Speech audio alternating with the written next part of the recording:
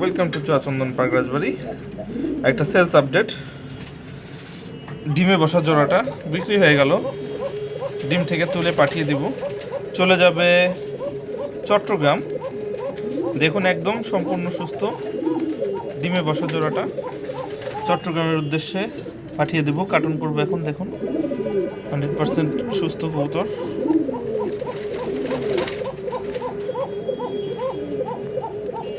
আপনার কবুতর জোড়া এই কার্টুনে করে পাঠিয়ে দিচ্ছি।